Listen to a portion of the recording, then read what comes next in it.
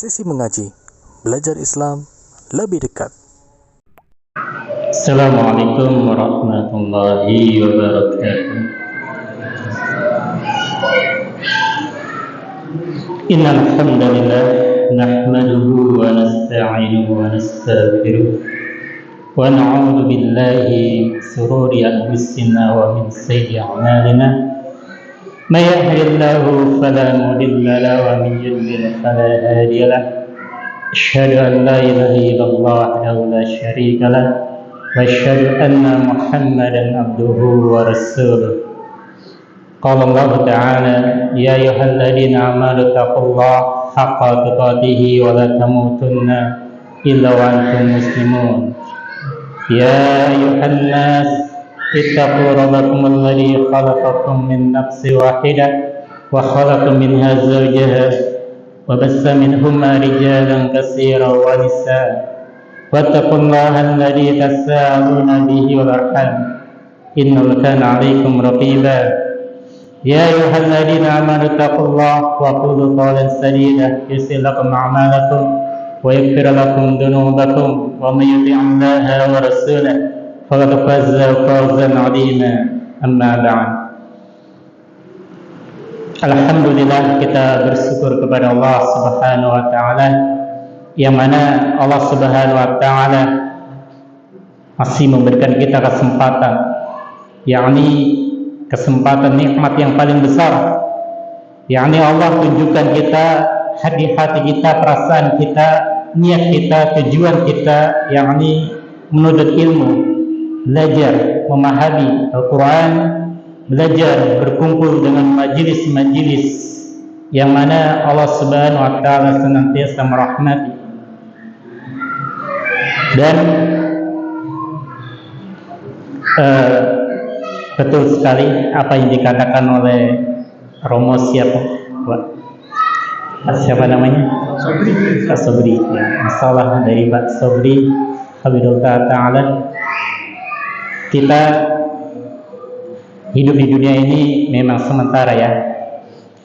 Maka bersemangatlah untuk menuntut ilmu, karena itulah satu-satunya jalan kita untuk bisa masuk dalam surga Allah Subhanahu wa taala.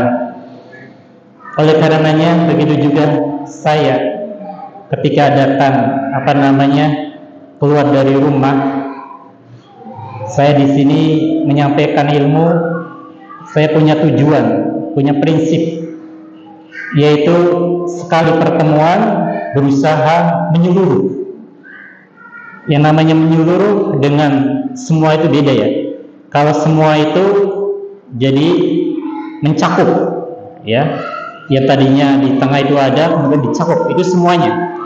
Tapi kalau menyeluruh dari tengah kemudian menyebar. Dan yang namanya menyeluruh itu enggak semuanya, ada beberapa yang tidak tercakup ya. Namun saya sendiri adalah berusaha untuk menyeluruh, walaupun memang tidak semuanya tercakup seperti itu. Oleh karenanya saya membawa banyak sekali kitab ya di sini. Ada 5 kitab sengaja saya membawa. Kenapa? Pada pembahasan ini kita akan bahas masalah sunnah atau orang-orang, atau bisa dibilang keadaan apa saja yang disunnahkan untuk mandi janabah. Perlu diketahui masalah sunnah dalam ilmu fikih itu tak lepas dari perbedaan, ikhtilaf ulama. Oleh karenanya saya mengambil berbagai macam rujukan yang saya pelajari, kemudian yang guru-guru saya ajarkan kepada saya. Makanya saya membawa berbagai kitab ini menjadikan rujukan sebagai pengetahuan kita semua. Karena dalam kitab Minhajul Muslim yang kita bahas ini, sunnah-sunnah dalam kitab ini cuma 4. Akan tetapi dalam kitab yang lain seperti kitab Bidayatul Fiqh Mutafaqqih atau kitab yang lainnya, Risalah, itu ada 9, bahkan ada yang 10. Nah, oleh karenanya kita berusaha sekali pertemuan berusaha untuk menyeluruh. Nah, saya juga seperti itu menyampaikan itu, sekali pertemuan berusaha untuk menyeluruh. Jadi tidak satu pokok saja, ya, tidak satu pokok pembahasan saja. Berusaha untuk menyeluruh, berusaha untuk pembahasan yang lainnya seperti itu. Karena betul yang dikatakan oleh Bapak tadi, bahwasanya kita itu ya namanya manusia ya, pasti punya perasaan, punya rasa semangat, ada kalanya malas, ada kalanya futur, itu pasti ada itu. Kemudian juga manusia kita itu kadang sehat, kemudian kadang sakit ya. Oleh karena juga tadi Bapak juga menilai ya, kok semakin sedikit gitu ya jemaahnya, itu wajar ya, karena manusia seperti itu, kadang banyak, kadang sedikit. Kadang kita juga hari ini ketemu, nanti besok juga belum tentu kita bisa ketemu lagi. Ketika pertemuan berikutnya kita juga belum tentu datang lagi. Oleh karenanya saya punya prinsip sendiri ya, sekali pertemuan berusaha untuk menyeluruh ya. Kita langsung aja,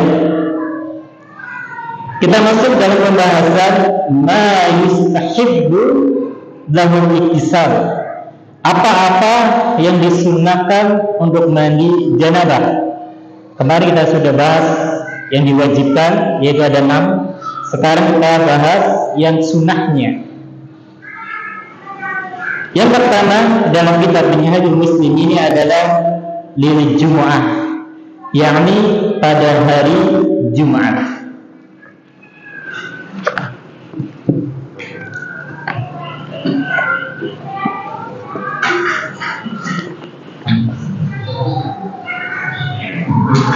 Fahus Sahihain, seperti yang dijelaskan oleh Imam Bukhari dan Imam Muslim, an Abi Sa'id Al-Khudri, dari Abu Sa'id Al-Khudri radhiyallahu anhu, anna Nabi sallallahu alaihi wasallam qala, dari Nabi sallallahu alaihi wasallam bersabda, al-ghuslu yaumal jum'ah wajibun ala kulli muhtalim. Mandilah, makna di sini adalah mandi janabah ya. Yaumul jum'ah, yakni pada hari Jumat. Wajib, hukumnya wajib, ala kulli muhtalim, bagi orang yang sudah balik. Al-ghuslu makna di sini adalah iktisal, yakni mandi janabah. Kemudian yaumul jum'ah yang dinamakan hari Jumat itu adalah yabda'u minas sholatil fajri hatta ghurubi syam. Dinyatakan hari Jumat itu adalah dimulai dari waktu subuh sampai waktu maghrib, itu dinyatakan hari Jumat. Maksud dari Jumat di sini ada disyariatkan untuk mandi. Jadi mandi janabah itu batasannya dari mulai subuh sampai maghrib. Makanya boleh ketika mandi janabah pada siang atau sore hari,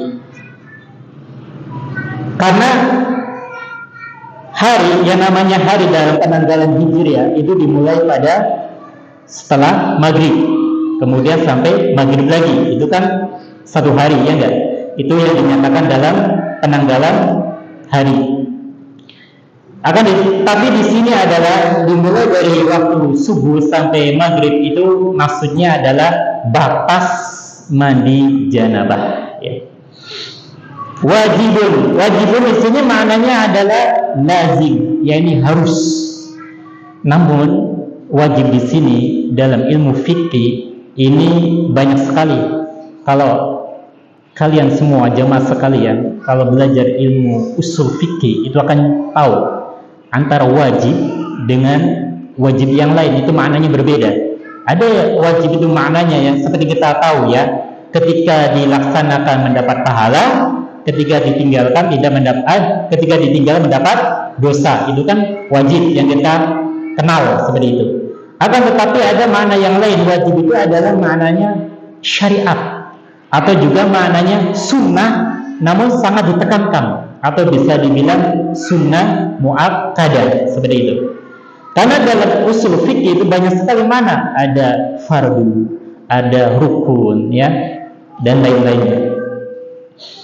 Jadi maksud di sini wajib di sini adalah lazim. Lazim itu adalah sunnah tapi ditekankan, diharuskan. Ala kulli muhtalim, maknanya adalah ala kulli balik, yaitu yang sudah balik. Di sini adalah laki-laki dan perempuan. Jadi ketika pada hari Jumat, laki-laki perempuan disunnahkan untuk mandi janabah. Hadis ini diriwayatkan oleh Imam Bukhari dan Imam Muslim. Apalagi ya ini yang belum menikah, semoga segera menikah ya. Kenapa? Karena menikah itu enaknya kebangetan. Banyak pahala yang mengalir. Jadi mungkin kita sering dengar ya, suami istri yang berhubungan intim ketika pada malam Jumat itu adalah dibilang sebagai sunnah Rasul, ya seperti itu ya. Kenapa seperti itu? Karena banyak pahala yang didapat ketika suami istri pada malam Jumat berhubungan intim, kemudian ketika mau subuh mandi, berarti ada dua pahala yang didapatkan, yaitu mandi janabah untuk menggugurkan, yaitu untuk menghapus janabahnya, itu karena wajib, yaitu. Kemudian yang kedua ketika hari Jumat, Masya Allah ya, pahalanya besar itu. Hadis ini menjelaskan bahwasanya mandi janabah pada hari Jumat itu hukumnya sunnah yang harus ditekankan, harus ya, laki-laki dan perempuan. Kemudian dalam hadis yang lain, yaitu hadis riwayat Imam Bukhari dari Abdullah bin Umar atau dikenal dengan Ibnu Umar radhiyallahu anhu, anna Rasulullah sallallahu alaihi wasallam qala, bahwasanya Rasulullah bersabda, idza jaa ahadukum al-jum'ah falyaghtasil, tatkala tiba waktu salat Jumat maka mandilah. Dalam hadis ini menjelaskan bahwasanya ketika datang waktu Jumat kemudian didirikannya salat Jumat, faltaghtasil, maka mandilah. Di sini makna mandi di sini adalah istihbaban, sunnah. Nah, di sini maknanya adalah sunnah. Namun beda dengan hadis yang lain yang tadi barusan. Kalau barusan yang tadi hadis yang diriwayatkan oleh Abu Sa'id itu sunnah ditekankan. Akan tetapi hadis dari Ibnu Umar di sini adalah sunnah saja. Yang namanya sunnah kita tahu ya, ketika dikerjakan dapat pahala, ketika tidak dikerjakan tidak mendapat apa-apa. Yang kita tahu seperti itu. Kemudian ada hadis lain, ini menjelaskan bahwasanya mandi janabah itu benar-benar sunnah. Hadis dari Samurah bin Jundab, qala berkata, qala Rasulullah sallallahu alaihi wasallam, Rasulullah sallallahu alaihi wasallam bersabda, man tawadda'a yaumul jum'ah fabihima wa ni'mat wa man iktasalla fal ghuslu afdal. Jadi barang siapa berwudu ketika mau sholat Jumat dan penuh dengan kenikmatan, kesenangan, dan barang siapa ketika mau sholat Jumat mandi, fal ghuslu afdal, dan mandi itu lebih utama daripada berwudu. Hadis ini diriwayatkan oleh Imam Tirmizi, Imam An-Nasai, Imam Ibnu Majah. Hadis ini derajatnya hadis hasan, akan tetapi disahihkan oleh Syekh Albani rahimahullah taala.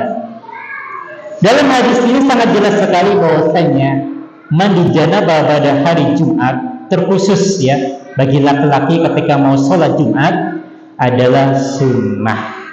Kenapa? Ya silakan mandi yang mandi, atau yang mau berwudu saja ya tidak apa-apa berwudu.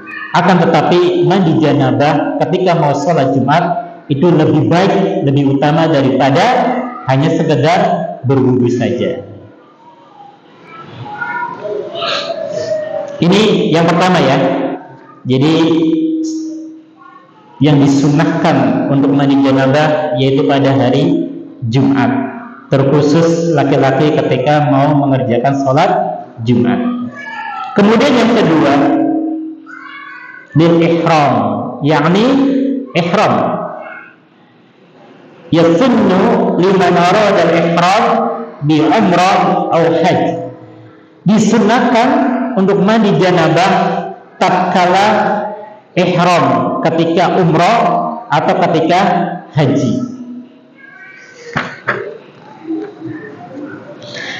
Dalam hadis yang diriwayatkan oleh Zaid bin Sabit, hadis ini diriwayatkan oleh Imam Tirmizi, hadisnya sahih dan disahihkan oleh Syalbani rahimahullah taala, annahu ra'a an-nabiy sallallahu alaihi wasallam tajarrada lihlalihi waqtasala.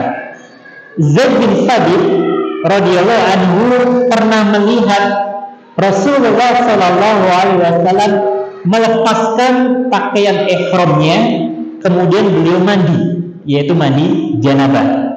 Maksudnya Rasulullah itu ketika mau ihram, walaupun beliau sudah memakai pakaian ihram, beliau itu melepaskan dulu pakaiannya, kemudian mandi janabah terlebih dahulu. Setelah mandi janabah, baru dipakai lagi pakaian ihramnya, kemudian mulailah ihram.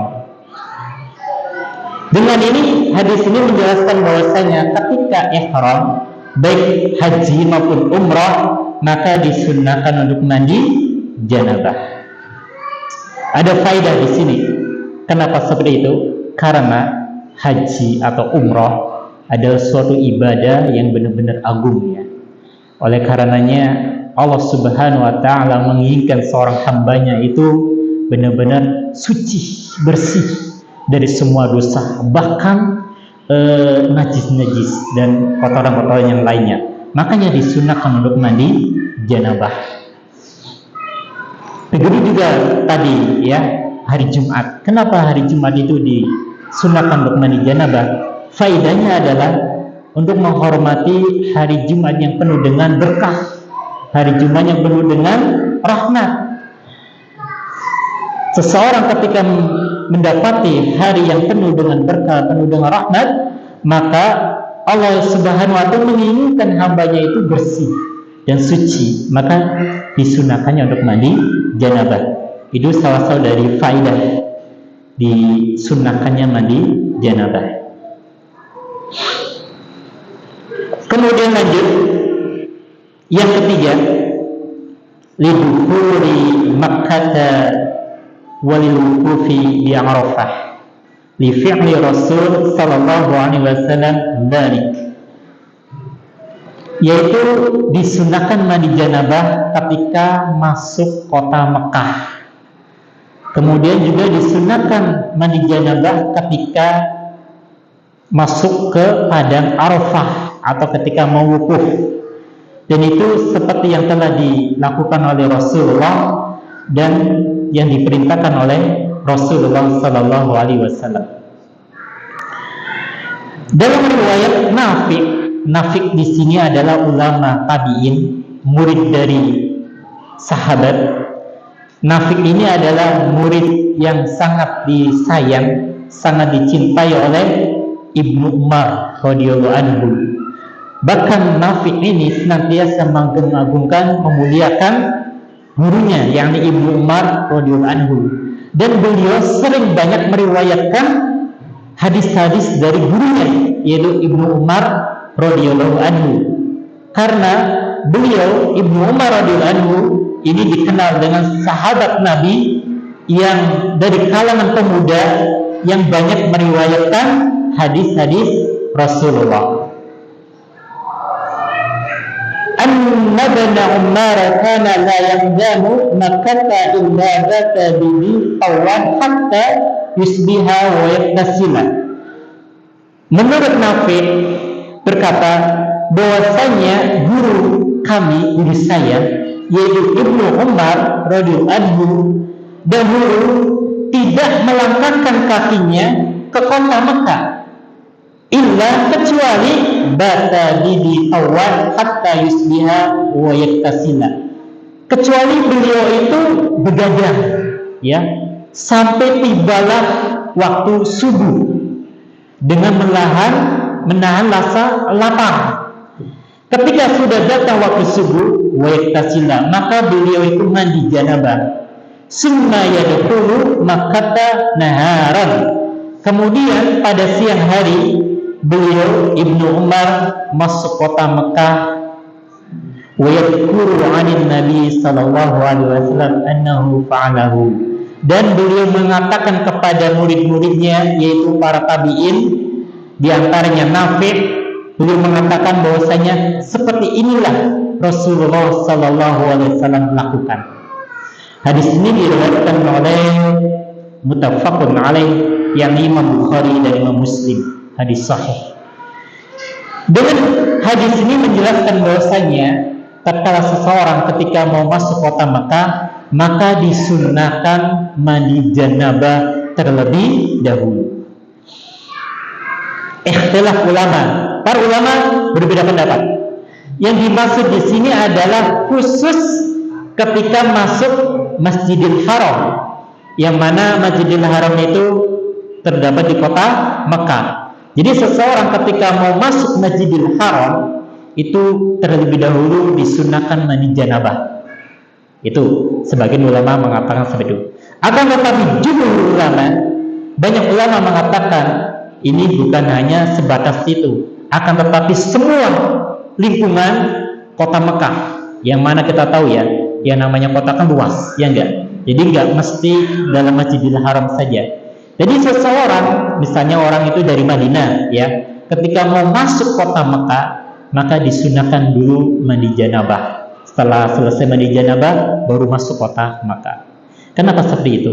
Faedahnya adalah memuliakan satu-satunya kota tersuci di dunia adalah kota Makkah Al-Mukarramah. Itu satu-satunya. Namun ada lagi kota yang lain seperti Madinah, kemudian Yerusalem ya, atau Baitul Maqdis atau dikenal dengan Palestina ya, seperti itu. Itu memuliakan kota suci ya. Kemudian selanjutnya yaitu yang keempat ya, yang keempat, wuqufi bi Arafah, ketika wukuf di padang Arafah. Arafah ini maknanya adalah maurid, yaitu tempat untuk wukuf ya. Wa hiya ardun wasi'ah, padang Arafah itu adalah tanah yang luas. Sumiyat bidzalika li'anna Adam arafa Hawa fiha. Kenapa dikatakan atau dinamai dengan Arafah atau dikenal dengan padang Arafah? Karena tempat itu adalah tempat pertama kali Nabi Adam dan Hawa yang bertahun-tahun berpisah ketika diturunkannya dari langit, dari surga ke bumi, ke dunia, kemudian dipertemukan di Arafah, maka disebut dengan Arafah. Ada riwayat yang lain kenapa dinyatakan atau dinamai dengan Arafah? Lianna Jibril arafa Ibrahim alaihi salam fiha manasikal hajj, yaitu tatkala Nabi Ibrahim sedang manasik haji, kemudian bertemu dengan malaikat Jibril alaihi salam, yakni tempatnya di padang Arafah, maka dinamakan sampai sekarang, bahkan sampai yaumul kiamah itu dinamakan dengan padang Arafah atau Arafah.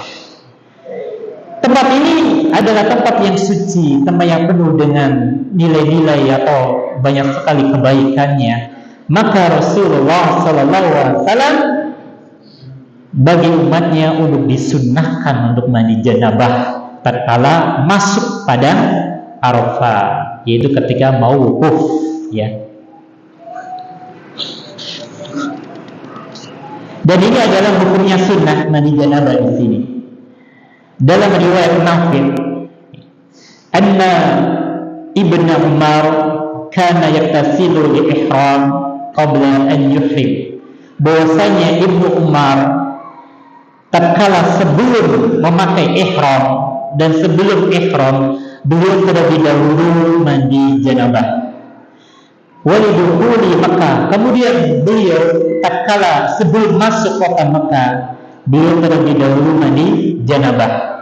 Waliwuqufihi 'ashiyyata Arafah, dan tatkala beliau sebelum wukuf di Arafah pada waktu sore hari beliau terlebih dahulu mandi janabah. Hadis ini diriwayatkan oleh Imam Malik dan ini hadis sahih. Kemudian lanjut yang terakhir dalam kitab Minhajul Muslim, yang keempat atau yang kelima ya, yakni litabsilil mayyit, memandikan mayat. Faman ghassala mayyitan istahabba lahu an yattasil, barang siapa seseorang memandikan mayat maka disunnahkan untuk mandi janabah. Dalam hadis yang diriwayatkan oleh Abu Hurairah, qala berkata, qala Rasulullah sallallahu alaihi wasallam, Rasulullah sallallahu alaihi wasallam bersabda, man ghassala mayyita falyattasil, barang siapa yang memandikan mayat atau jenazah maka disunnahkan untuk mandi janabah.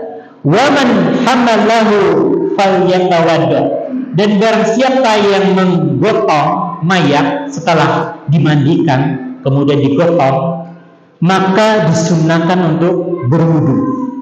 Hadis ini diriwayatkan oleh Imam Abu Dawud, Imam Tirmizi, Imam Ibnu Majah. Hadis hasan, akan tetapi Syekh Albani mensahihkannya. Dalam hadis ini jelas sekali bahwasanya seseorang tatkala selesai memandikan mayat, baik laki-laki atau perempuan, ya, maka setelah selesai memandikan mayat disunahkan untuk mandi janabah. Tujuannya apa? Faidahnya adalah agar menghilangkan penyakit-penyakit yang ada dalam jenazah tersebut tidak mengular. Itu faidah. Dan banyak sekali faidahnya, di antaranya mendapat pahala juga.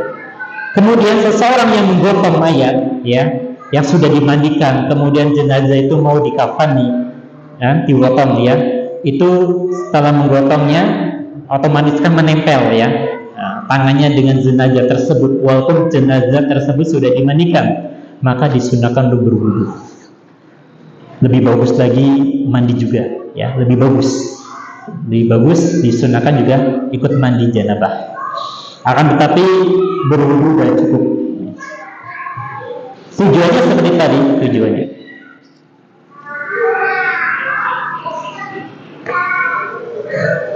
ini selesai dalam ada 4 atau 5 dalam kitab Minhajul Muslim yang disunahkan untuk mandi janabah. Akan tetapi masih ada waktu ya. Kita ambil, ya, kita merembet ke kitab yang lain. Karena saya punya prinsip sekali pertemuan berusaha untuk menyeluruh, ya. Yaitu yang ke-6, ya, yang ke-6 yang disunahkan untuk mandi janabah dalam kitab Bidayah Mutafaqih karangan Syekh Khalid Muhammad Al-Juhani hafizahullah ta'ala, beliau adalah guru saya. Kemudian yaitu yang ke-6 adalah lil'idain, pada hari raya, 2 hari raya, yaitu Idul Fitri dan Idul Adha. Ini disunahkan untuk mandi janabah. Dalam riwayat Nafi' anna Abdullah ibn Umar kana yaktasilu yaumul fitri qabla an yabdu'a ila musalla.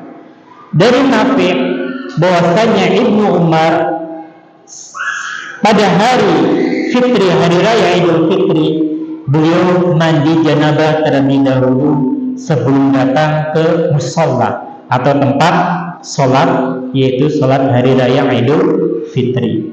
Hadis ini diriwayatkan oleh hadis Imam Malik, disahihkan oleh Syalbani, hadis sahih. Kemudian dalam riwayat yang lain, yaitu dari Ada seorang laki-laki bertanya kepada Ali bin Abi Thalib radhiyallahu anhu anil ghusla, tentang mandi. Qala iktasil kulla yawm in syi'ta. Apakah boleh mandi janabah setiap hari dan sesuai dengan kemauan kita gitu. Kemauan saya seperti itu. Faqala, maka Ali bin Abi Thalib menjawab, lal ghuslul ladhi huwa ghusl. Dinyatakan seseorang itu mandi janabah karena yaumul jum'ah, yaitu pada hari Jumat, wa yaumul arafah, pada hari Arafah, wa yaumun nahr, pada hari Idul Adha, yaumul fitri, pada hari Idul Fitri. Itu dinyatakan mandi janabah. Hadis ini adalah hadis dari Imam Syafi'i. Hadis ini adalah hadis sahih. Jadi sesuatu yang disunahkan mandi janabah yaitu pada hari raya Idul Fitri atau Idul Adha, laki-laki dan perempuan semuanya ya. Ini disunahkan untuk mandi janabah. Faedahnya adalah yaitu memuliakan hari raya, kemudian juga menyenangkan seseorang, karena pada hari raya yang mana semua manusia itu kumpul jadi satu, antara anak kecil, orang dewasa, orang tua, laki-laki, perempuan, kumpul jadi satu ya. Kalau seseorang menyenangkan saudaranya itu kan dapat pahala, maka yaitu gimana caranya biar wangi, biar seger, karena ingin bertemu dengan saudara-saudaranya, tetangganya, kerabatnya, dan lain-lainnya. Seperti itu faedahnya salah satunya. Kemudian lanjut yang ke-7 ya. Yang termasuk disunahkan untuk mandi janabah yaitu al-igma. Al-igma ini maknanya adalah tak sadarkan diri atau pingsan ya, atau koma, seperti itu. Jadi seseorang tatkala selesai pingsan atau bangun atau sadar dari pingsannya, maka disunahkan untuk mandi janabah. Atau seseorang yang tidak sadarkan diri kemudian sadar, maka disunahkan untuk mandi janabah. Di anna Nabi sallallahu alaihi wasallam, karena Nabi sallallahu alaihi wasallam iktasala min al-igma'i fa Aisyah anna Rasulullah sallallahu alaihi wasallam fi maradi mautihi. Karena Rasulullah sallallahu alaihi wasallam tatkala sakit, ketika menjelang wafatnya, beliau itu sempat sampai tidak sadarkan diri atau pingsan. Kemudian setelah bangun atau sadar dari pingsannya, beliau berkata, as-sholan nas, apakah jamaah sudah sholat? Ini bertanya kepada Aisyah ya. Kemudian Aisyah menjawab, la, belum. Wahum yantadirunaka ya Rasulullah, mereka para jamaah ini menunggu Anda. Qala du'ali ma'an fil mahdab. Kemudian Rasulullah menyuruh Aisyah untuk memberi air pada bejana atau ember ya, yang besar itu, untuk diisi air. Fa'alana fattasalla, kemudian Rasulullah mandi janabah. Summa dhahaba liyanu'a fa'mi'a alaihi. Kemudian Rasulullah SAW setelah mandi janabah, kemudian keluar dari kamar mandinya, akan tetapi beliau langsung pingsan lagi. Ketika sadar, bertanya lagi, as-sholanas, apakah jamaah sudah sholat? Ya seperti tadi ya, sampai 3 kali. Jadi Rasulullah pingsan, sadar, mandi janabah, pingsan lagi, sadar, mandi janabah, pingsan lagi, sadar, mandi janabah, sampai 3 kali ya. Hadis ini diriwayatkan oleh Imam Bukhari dan Imam Muslim, dan hadis ini menjelaskan bahwasanya seseorang tatkala sadar dari pingsannya, maka disunahkan untuk mandi janabah. Manfaatnya adalah, faedahnya adalah agar seseorang itu terlepas dari penyakit piku atau penyakit ganggu oleh syaitan dan lain-lain. Itu faedah salah satunya. Mungkin sudah dulu ya, salah nanti lanjut ya.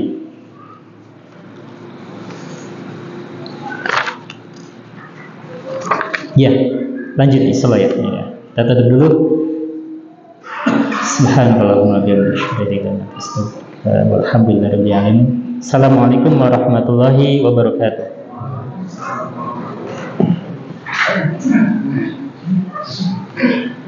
Assalamualaikum warahmatullahi wabarakatuh.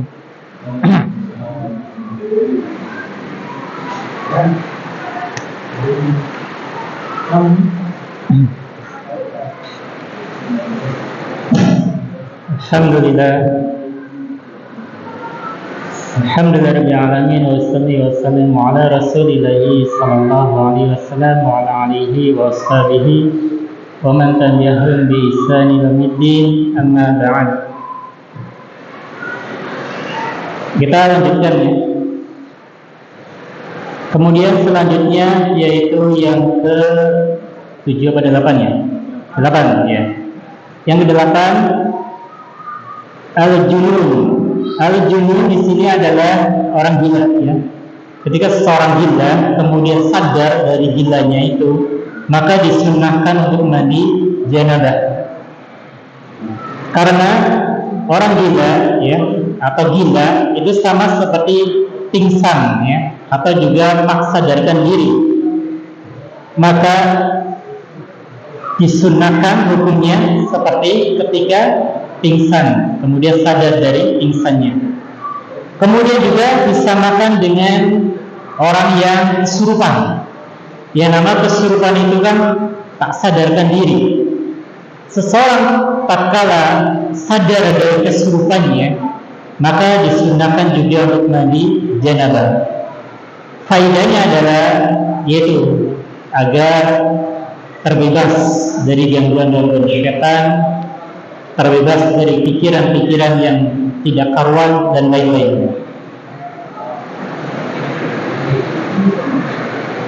Kemudian yang ke-9 dalam kitab ini, sebelum yang ke-9 kita menyinggung kitab yang lain, yaitu kitab Risalah Fiqh Al-Maisir karangan Syekh Shalih bin Ghani As-Sadlan rahimahullah ta'ala. Dalam kitab Risalah ini ada 10 yang disunahkan untuk mandi janabah. Ini lebih banyak ya, daripada kitab yang lainnya. Dalam kitab ini tambahannya adalah al-iktisalu lis-sholati khusuf atau istisqa, yaitu disunahkan mandi janabah tatkala sholat khusuf atau sholat gerhana matahari atau gerhana bulan. Kemudian juga disunahkan mandi janabah tatkala sholat istisqa, yaitu sholat minta hujan. Karena hujahnya adalah, dalilnya adalah sholat khusuf atau sholat gerhana atau sholat istisqa itu sama seperti halnya sholat hari raya. Kemudian juga sama seperti sholat Jumat, yaitu 2 rakaat, kemudian dikumpulkan semua manusia dalam satu tempat, kemudian adanya khutbah. Maka Syekh ini dalam kitab Risalah ini menyamakan sholat khusuf, sholat istisqa dengan sholat hari raya atau sholat Jumat. Maka beliau berpendapat disunahkannya untuk mandi janabah tatkala seseorang mau sholat gerhana atau ketika mau sholat minta hujan.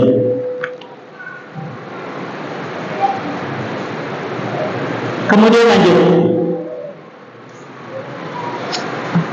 Yang ke-9 dalam kitab Bidayah Al-Mutafaqqih, yakni al-mustahadah li kulli salatin, yakni seorang perempuan tatkala dalam keadaan istihadah, maka disunahkan untuk mandi janabah tatkala setiap salat.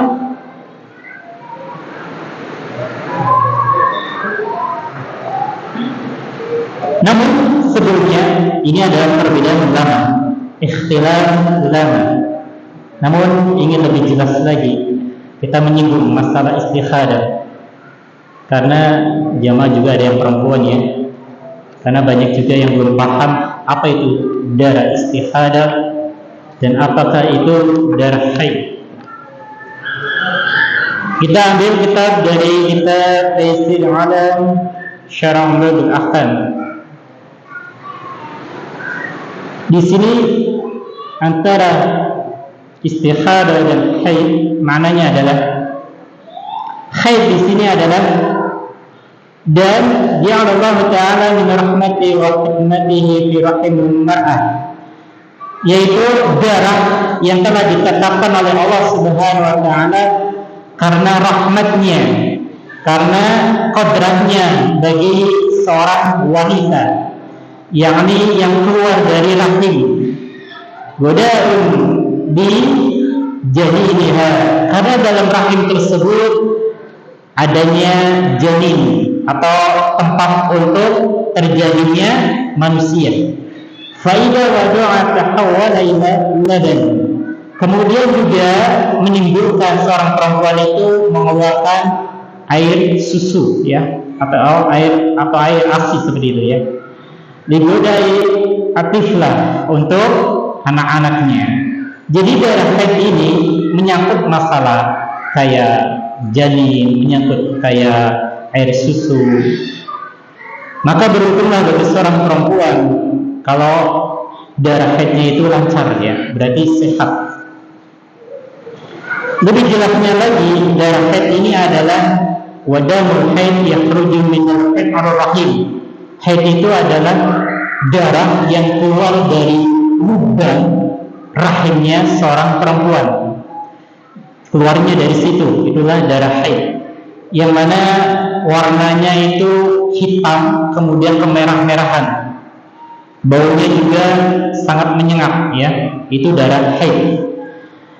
Kemudian darah istikhadah, istikhadah ini adalah darah irqun, yaitu darah penyakit yang keluar dari ada rahim dunal qimruhu, yang keluar dari apa namanya itu, pembuluh darah ya, pembuluh darah yang terdapat dekat dengan rahimnya seorang perempuan. Jadi rahim ya, kemudian di dekatnya itu kan ada pembuluh darah. Ya mungkin kalau lebih detailnya tanya ke dokter atau bidan ya, atau yang ahli masalah ilmu biologis seperti itu ya. Oke. Tapi kalau dalam riwayat-riwayat dalam hadis dijelaskan seperti itu.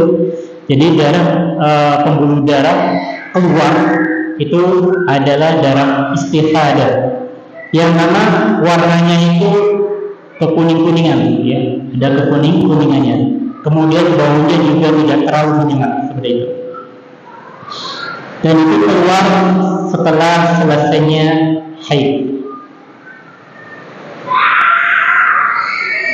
Maka seseorang perempuan tatkala keluar dari istikhadah kemudian mau sholat, maka disunnahkan untuk mandi janabah. Akan tetapi ada ulama yang lain mengatakan ya, ada ulama lain mengatakan bahwa itu wajib hukumnya. Seseorang wanita ketika mau sholat 5 waktu dalam keadaan istikhadah, maka wajib untuk mandi janabah. Itu khusus ketika mau sholat saja. Akan tetapi kepada yang lainnya tidak ya, tidak diwajibkan. Ini ada sebagian ulama mengatakan seperti itu. Akan tetapi jumhur ya, banyak ulama mengatakan seperti Ibnu Abbas, Aisyah, kemudian Abu Hanifah, Imam Malik, Imam Ahmad, dan yang lainnya mengatakan bahwasanya mandi janabah bagi seorang wanita yang istikhadah itu hukumnya sunnah saja. Hukumnya sunnah saja. Silakan ya, mau mandi mau tidak masalah. Karena dalam hadis yaitu dari Aisyah radhiyallahu anha, anna Ummah Habibah, dari Ummu Habibah. Ummu Habibah ini adalah istrinya Rasulullah, istuhidat sab'a sinin, yang mana beliau itu, Ummu Habibah itu senantiasa dalam keadaan istikhadah sampai 7 tahun. Jadi selama 7 tahun itu senantiasa selalu mengeluarkan darah istikhadah. Fas'alat Rasulullah, kemudian bertanya kepada Rasulullah, andalika fa'amaruha tatasila. Kemudian Rasulullah menyuruh Ummu Habibah tersebut untuk mandi. Faqala hada irqun, ini adalah darah penyakit atau darah yang keluar dari pembuluh darah. Fakana tattasilu li kulli salat, maka mandilah ketika mau salat saja. Akan tetapi para ulama mengatakan ini adalah hukumnya sunnah. Kemudian terakhir kita ngambil lagi dalam kitab Risalah, yaitu yang ke-10, ya, yang disunnahkan untuk mandi janabah. Syekh ini menjelaskan likulli istimna mustahilun. Setiap seseorang ketika mau berkumpul, mau bertemu, yang mana membawa banyak orang, itu disunahkan mandi janabah terlebih dahulu. Nah, jadi seperti ini ya, kita datang ke kajian. Jadi sebelum mau kajian itu disunahkan mandi janabah terlebih dahulu. Kenapa? Karena kita kan kumpul ya. Ini menurut Syekh ini ya. Kenapa? Faedahnya Syekh ini menjelaskan bahwasanya untuk menyenangkan orang yang mana kita duduk dengan orang, ya kan, biar orang itu tetangganya itu ya merasa ya tidak terganggu dengan mungkin kita habis kerja atau berkeringat atau dan lain-lainnya seperti itu ya. Ini faedahnya. Itu saja ya, insyaallah bermanfaat. Mungkin barangkali ada yang mau bertanya, tapi sebelumnya saya menyinggung sedikit ya, kenapa di dalam kitab Minhajul Muslim Syekh Abu Bakar Jalil Al-Jazairi ini menyantumkan cuma 4 saja ya, sedangkan kitab-kitab yang lain ya, ulama-ulama lain sampai 10 atau 9. Kenapa? Karena ada kemungkinan beliau ya ini lebih mementingkan perkara wajib. Makanya dalam kitab Minhajul Muslim beliau itu sangat detail masalah kewajiban. Akan tetapi masalah sunnah beliau tidak terlalu sangat memperhatikannya. Karena kita tahu sendiri ya, yang namanya sunnah kan ketika dikerjakan dapat pahala, tidak dikerjakan juga tidak masalah. Karena beliau juga mengerti dari atau hadis dari Rasulullah, hadis yang diriwayatkan oleh Imam Muslim dari sahabat yang mulia Abdullah Jabir Al-Ansari radhiyallahu anhu, anna Rasulullah sallallahu alaihi wasallam faqala, ada seorang laki-laki bertanya kepada Rasulullah sallallahu alaihi wasallam, ara'aita idza shallaitum maktubat, apa pendapat engkau wahai Rasulullah tatkala saya ini hanya melakukan kewajibannya saja, seperti contohnya puasa Ramadan, saya hanya puasa Ramadan, wa ahlalul halal, saya hanya melakukan hal-hal yang halal, wa haramul haram, kemudian saya meninggalkan perkara-perkara yang haram, wa lam azid ala dzalika syai'an adkhulul jannah, dan saya tidak menambahin sesuatu apapun, maksudnya tidak menambah amalan-amalan sunnah, apakah saya masuk surga? Kemudian dijawab oleh Rasulullah, qala na'am, iya. Masya Allah ya. Jadi makanya Syekh ini menjelaskan mungkin seperti itu. Beliau hanya memikirkan, hanya mengupas masalah kewajibannya. Karena seseorang itu cukup dalam melakukan kewajibannya saja itu bisa masuk ke dalam surga ya.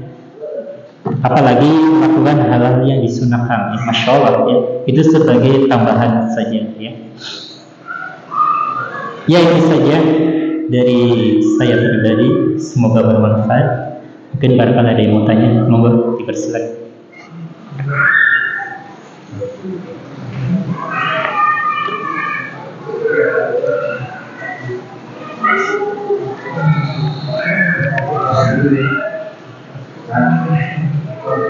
Assalamualaikum warahmatullahi wabarakatuh. Tolong jelaskan mandi taubat syukron. Mandi taubat memang ada.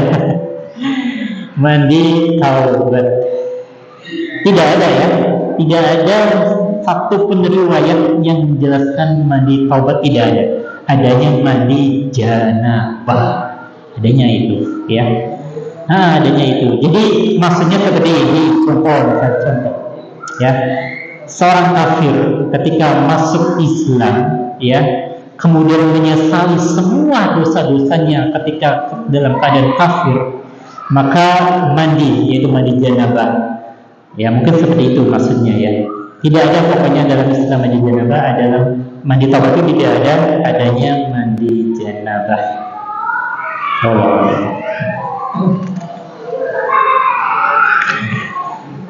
Kemudian ya sedikit ya, faedah dari mandi janabah itu faedahnya banyak sekali.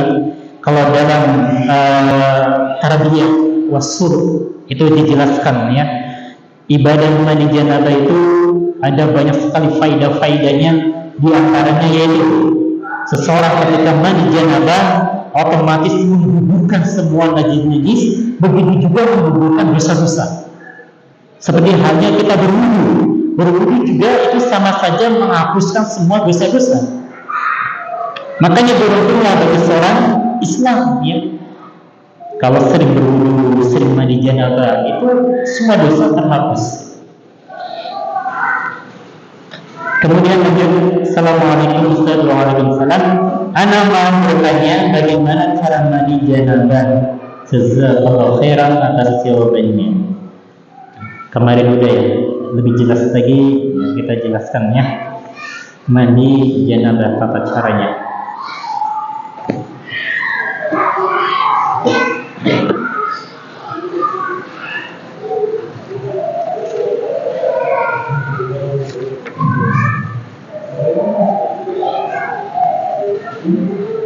Ini mungkin bagi seorang perempuan ya, laki-laki dan perempuan sama saja ya. Dalam hukum disamakan. Dalam hadis dari Aisyah radhiyallahu anha, hadis ini hadis yang diriwayatkan Imam Bukhari dengan Muslim. Qalat salat imra'ah, ada seorang wanita bertanya kepada Rasulullah, kaifa tattasilu minal haidah, bagaimana mandi setelah haid, atau bagaimana caranya mandi janabah. Kemudian Rasulullah menjawab, fadzakara annahu 'allamaha kaifa tattasila.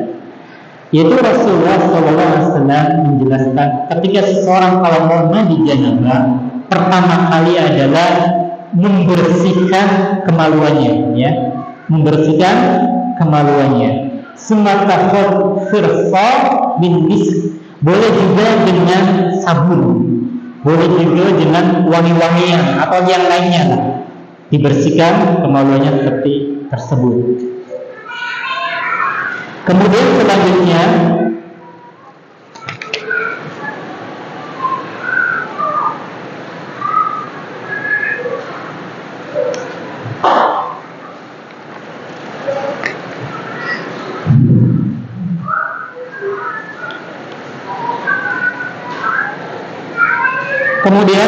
membersihkan faghsala yadayhi, membersihkan kedua telapak tangannya ya. Summa sabba yaminihi, kemudian setelah itu boleh ditambahi dengan berwudu terlebih dahulu. Jadi setelah membersihkan kemaluan dengan pakai sabun atau apa, kemudian mencuci kedua telapak tangannya, setelah itu berwudu seperti wudu biasa ya. Kemudian membersihkan atau mengusap atau menggosok sebelah kanannya terlebih dahulu. Kemudian setelah kanan selesai, dari kirinya, sebelah kirinya.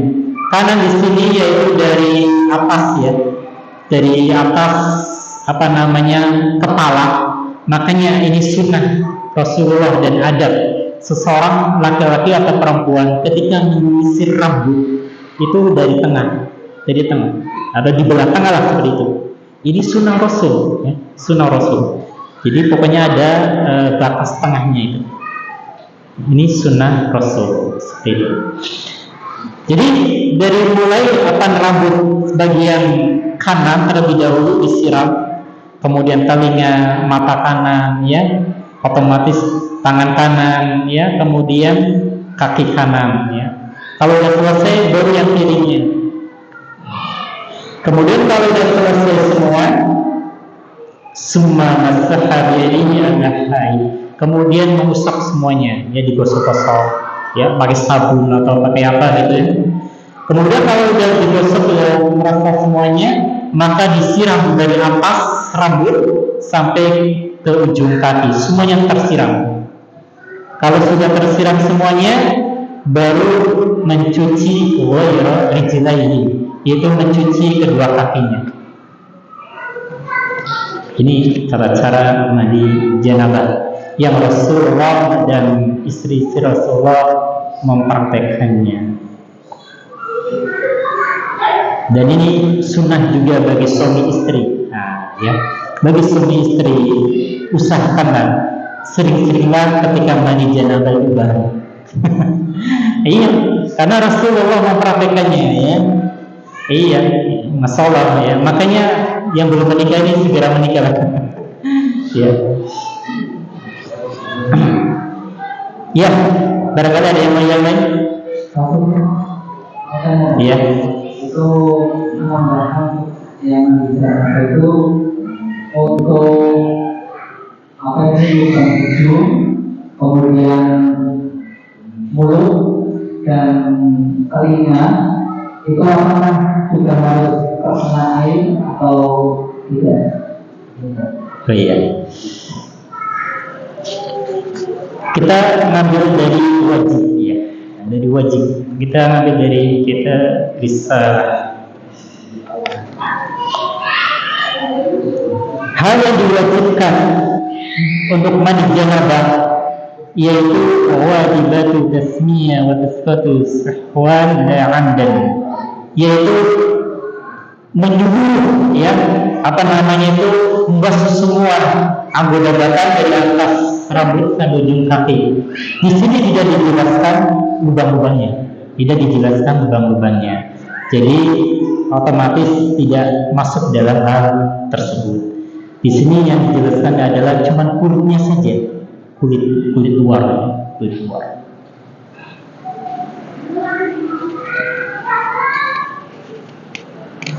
Monggo yang lain barangkali.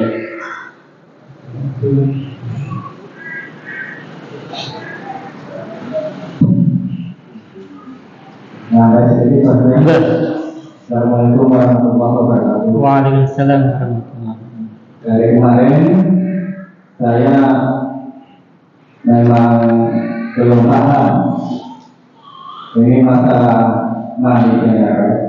Itu ada doa yang pasti atau tidak? Dan yang keduanya, memandang janabah pada mayat itu caranya bagaimana saja?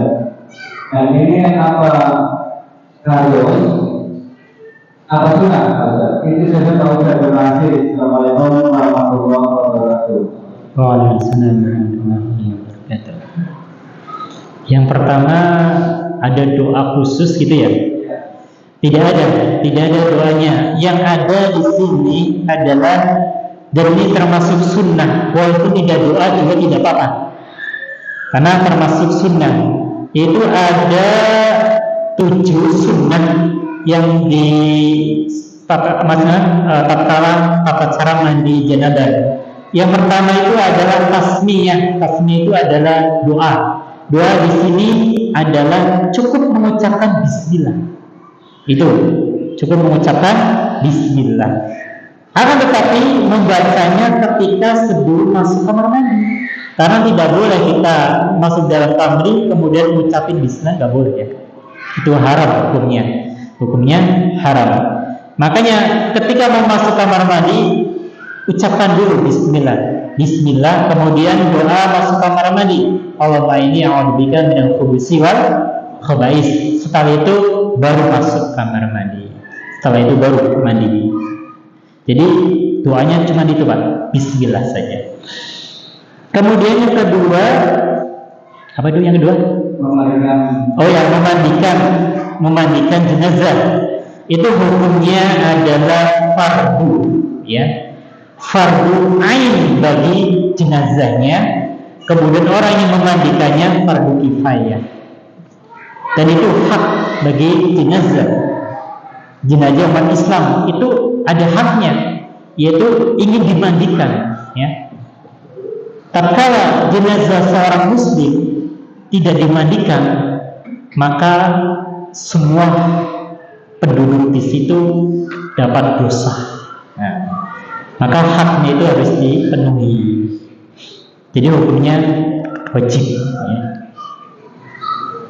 Tata caranya sama kayak kita mandi janabah, tata caranya sama, yaitu dari kemaluan dulu. Akan tetapi lebih detail lagi, insyaallah nanti kalau bahas jenazah lebih detail ini, ya. Yaitu pertama mengeluarkan dulu kotoran-kotorannya. Jadi lubang-lubang yang dalam jenazah itu semuanya dikeluarkan pakai telunjuk, ya. Yang mana harus pakai sarung tangan. Jadi lubang apa saja dimasukin, kemudian digosok, ya.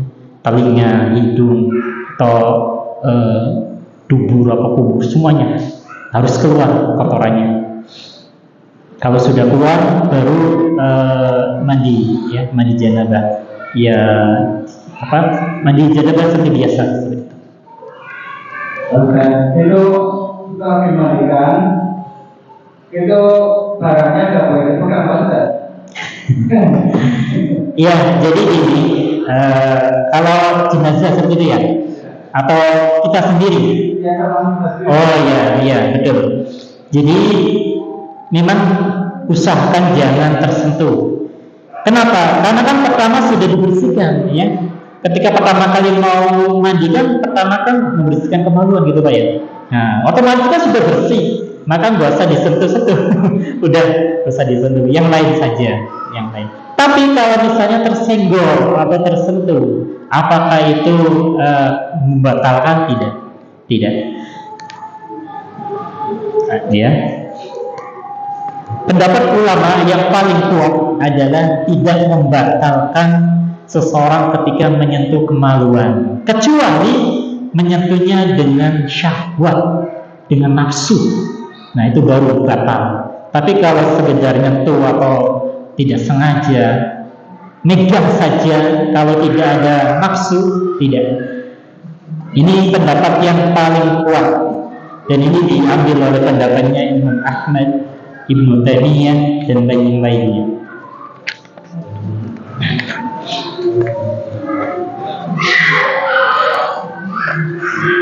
Moga barangkali ada yang lain.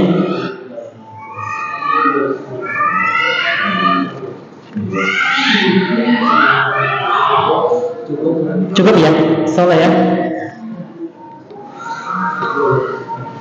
Ya, insyaallah kita tutup ya. Semoga bermanfaat ya.